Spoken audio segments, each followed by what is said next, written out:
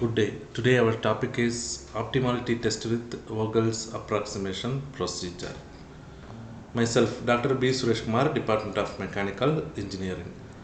The problem for understanding the optimality test procedure, this presentation considers a production control superintendent find the following information on his desk.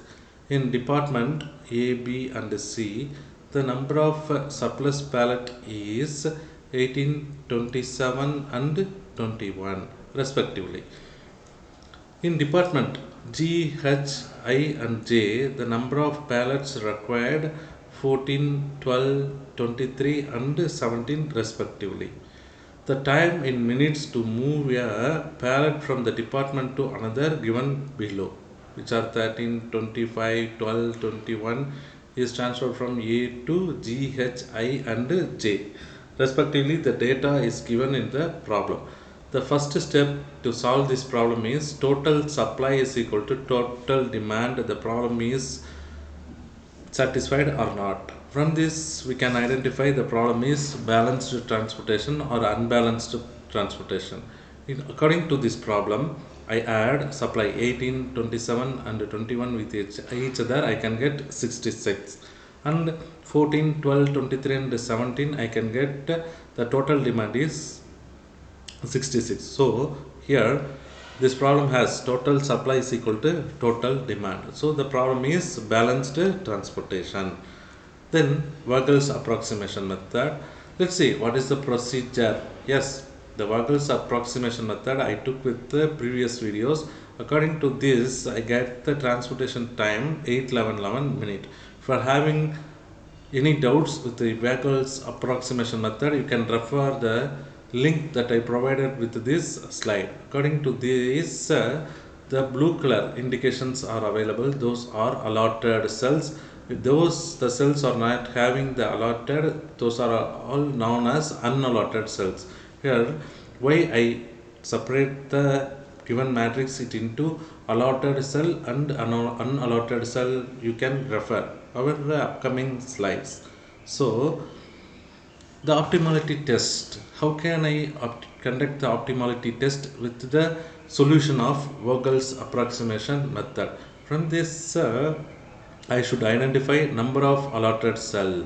Here, what are number of allotted cell from m plus n minus 1. From this, I can get the number of allotted cell. Here, what is m? What is n? M is number of rows and n is number of column. According to this problem, the 3 rows A, B, C and 4 columns G, H, I, J available, so that I substitute 3 rows and 4 columns with respect to this equation, I can get 6. And then what is the number of allotted cell available with the solution? Here you see the blue color indications are allotted cell, so that I can count 1, 2, 3, 4, 5 and 6. So that number of allotted cell by Vogel's approximation is equal to 6. Okay, now the allotted cell number of allotted cell based on the optimality test equation is 6, and allotted number of allotted cell with the VAM method is also 6. So 6 is equal to 6. Likewise, I can get from this. I can perform the optimality test with the modified distribution method, which is MODI method, or UV method I can utilize. The conditions for conducting the optimality test as follows. For conducting optimality test to any feasible solution of a transportation problem, the following conditions must be satisfied. It consists of exactly m plus n minus 1 individual cell being allocated. So here the problem has a number of allotted cell as 6, and the identification from the formula m plus n minus 1 is equal to also 6. So the condition is satisfied. So these allocation are in independent positions. Based on this step, we can perform the optimality test. How can we conduct the optimality test? Let's see. Here, cost of allotted cells are according to the problem. I can get G, H, I, J and ABC as the origin. From this, the allotted cell 13, 14 and I cell in 12, 14, and then B origin with the I cell there is 10, 14. So likewise we can get the allotted cell with the problem. Here the 13 yellow color or the allotted cells from the problem. Here A and G has 13 which is allotted cell, and A with I which has allotment, so that which is also allotted cell. And then you can see with this B with J there is 17 available, so this is also allotted cell, and B with I cell there is 10 which is also allotted cell. For the reason easily identification, I colored the respective cells yellow, green and blue color. From these are all the allotted cell. So why I told about cost of allotted cell? The next step, finding the U and V in Modi method. Okay, here how can I identify the U and V value? First I can assign U1 is equal to 0 with the first row, and for first column there is V1 is equal to 13. How can I get? First I assign always U1 is equal to 0. From this I can get the V1 value into their respective matrix. Here you see 0 plus 13 means I can get the column value is V1 is equal to 13. Here you see C11 is equal to U1 plus V1, which is the formula. Here C11 is equal to 13.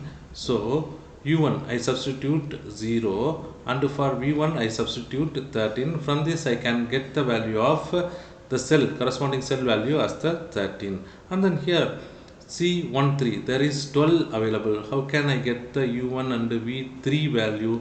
Because I column has V3 and A row has U1 value. So how can I get U1 V3 according to this 12? Yes, let's see the formula C13. This cell is known as C13. Here U1 plus V3. Here V3 is equal to 12. So that 0 plus 12 is equal to 12. Likewise I can get. After that C23. Next allotted cell is B and I. Here 14 is available. How can I get the U2 and V3 value? Already V3 is found from 12, so that already V3 is 12 available. So if I substitute 2 with respect to U2 cell means I can get 2. So if I add 2 plus 12 is equal to 14. Likewise I may assign the value for U2. After that the another allotted cell 9 is available.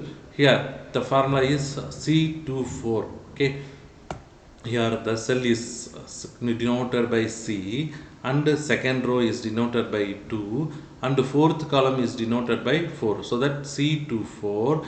Here I have 9. So that according to the 14 value I can get U2 is equal to 2. So I substitute U2 is equal to 2 here. And then what is V4?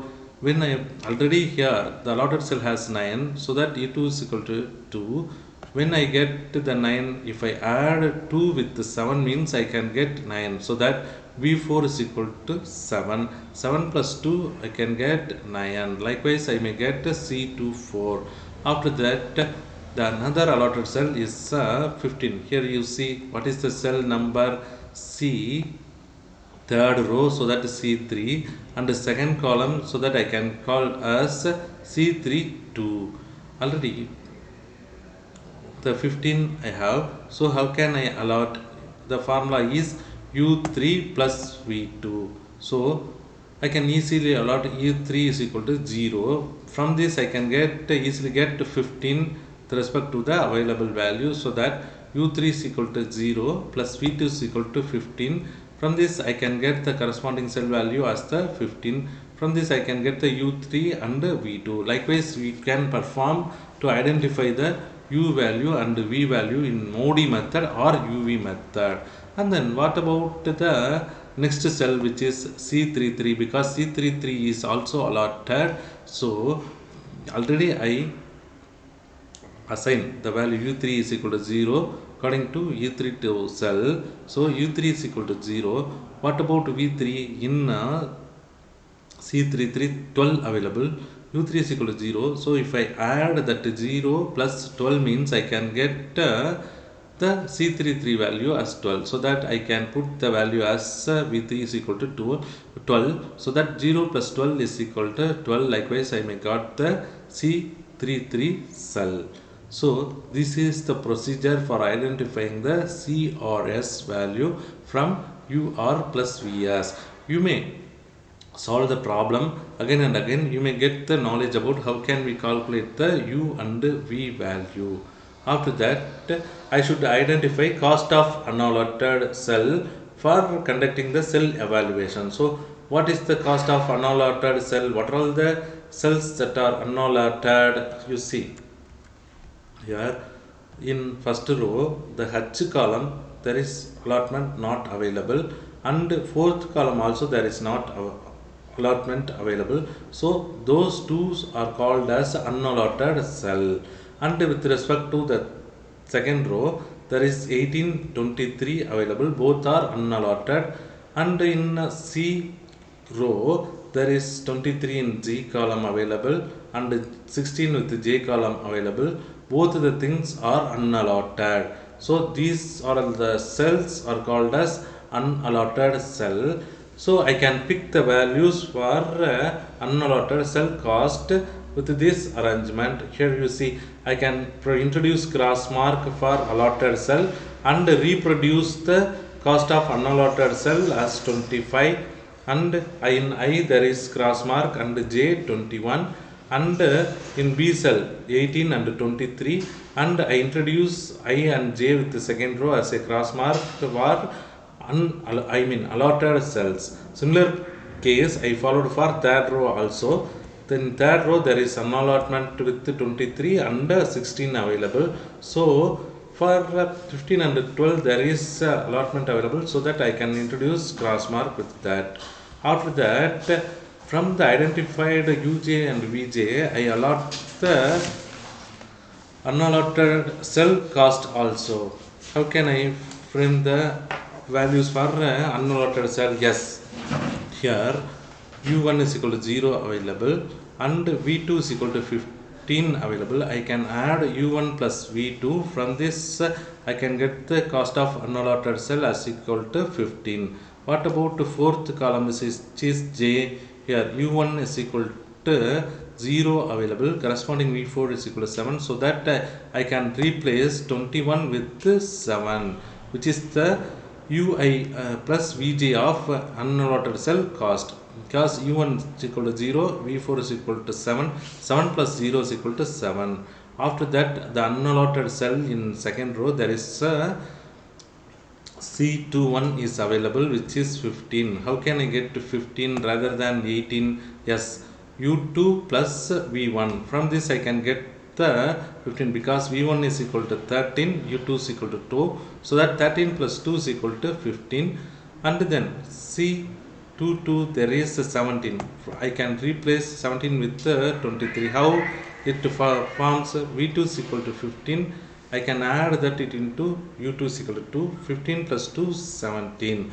Likewise, we can get to the third row values also, because U3 is equal to 0 I have, and V1 is equal to 13. But in unallotted cell cost, original value is 23. How can I replace that with 13? Because V1 is equal to 3 and U3 is equal to 0. If I add 13 plus 0 means I can get 13.